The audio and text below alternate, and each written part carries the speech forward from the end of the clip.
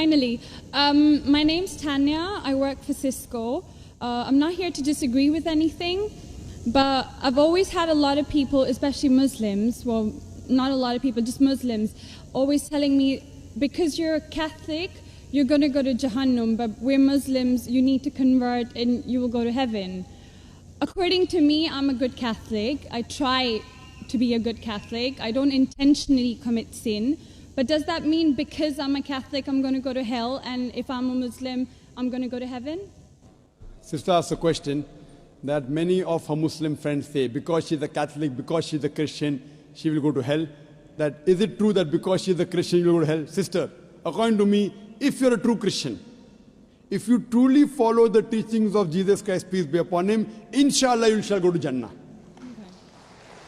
Okay.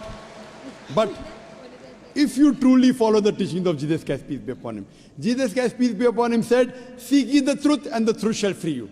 Correct? Now, what you are following, I don't know. Are you following your church or are you following Jesus Christ, peace be upon him? If you are following your church, the chances of going to Jannah is very high. If you are following Jesus Christ, peace be upon him, inshallah, you shall go to Jannah. Now, if you read the Bible, there are sayings of Jesus Christ, peace be upon him. I don't know how much you are well versed with the Bible. Now, all the sayings of Jesus Christ, peace be upon him, are in red letter. Are in red letter. Yeah. Sister, do you believe Jesus to be God? Well, I'm a bit confused about that, so I'm not going to get into that. No, I'm asking yes or no. Well, confused God. No, it's not confusion, but I don't want to answer something I don't know. And it's not funny. I'm not saying you know or not. Sister, I'm not saying you know or not. What do you believe, I'm asking? No, I do believe he's God. Yes, yes, that's do. it. I'm not saying what you know. You may not be able to prove it. Yeah, fine. I do. Sister, I'll tell you one thing. Islam is the only non-Christian faith which makes it an article of faith to believe in Jesus Christ, peace be upon him. No Muslim is a Muslim if he does not believe in Jesus Christ, peace be upon him. We believe that he was one of the mightiest messengers of God. We believe that he was born miraculously without any intervention. We believe that he was the Messiah, translated Christ. Yes. We believe that he gave life to the dead with God's permission. We believe that he healed those born blind lepers with God's permission. The Christians and the Muslims, they are going together. But one may ask, where is the parting of ways? The parting of ways is, sister, that most of the Christians, almost all, they believe that Jesus Christ, peace be upon him, is Almighty God. They believe he claimed divinity. In fact, if you read the Bible, there is not a single unequivocal statement. There is not a single unambiguous statement in the complete Bible where Jesus Christ, peace be upon him, himself says that I am God, or where he says worship me. Sister, if you can point out a single unequivocal statement, a single unambiguous statement, anywhere from the Bible in which Jesus Christ, peace be upon him, himself says that I am God, or where he says worship me, I am ready to accept Christianity today.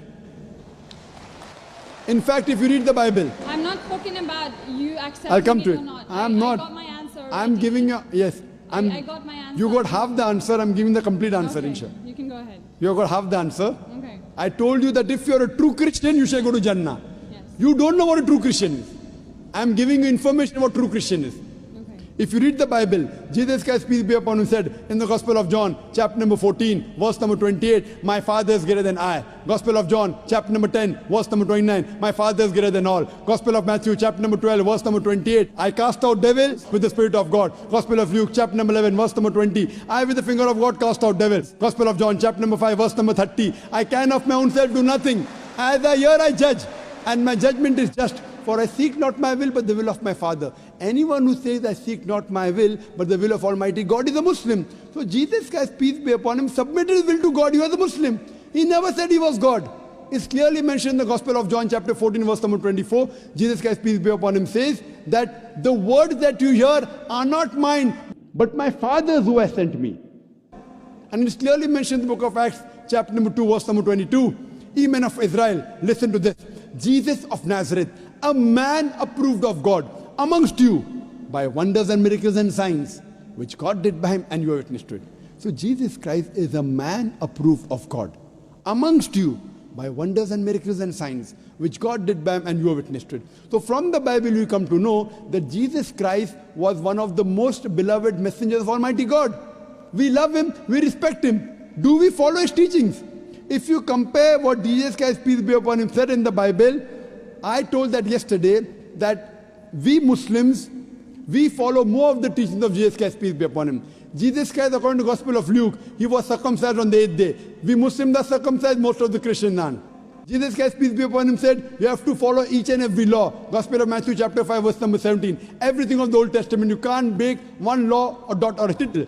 As I mentioned in my speech, it's mentioned in the book of Deuteronomy chapter 14, verse number 8, in the book of Isaiah chapter 65, verse 2 to 5, and the book of Leviticus chapter number 11, verse number 7 to 8, that you should not have pork. We Muslims don't have pork, but most of the Christians have pork. It's mentioned in the book of Ephesians, chapter 5, verse number 18. Book of Proverbs, chapter 20, verse number 1, you should not have alcohol. Muslims don't have alcohol, but Christians have alcohol. So if Christian means a person who follows the teachings of Jesus Christ, peace be upon him, then we Muslims are more Christian than the Christians themselves.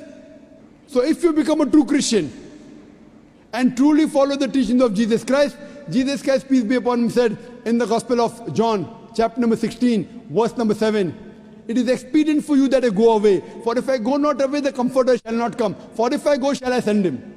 It's mentioned in the Gospel of John, chapter number 16, verse number 12 to 14. Jesus Christ, peace be upon him, said, I have many things to say unto you, but ye cannot bear them now. For he, when the Spirit of truth shall come, he shall guide you unto all truth. He shall not speak of himself. All that here shall he speak.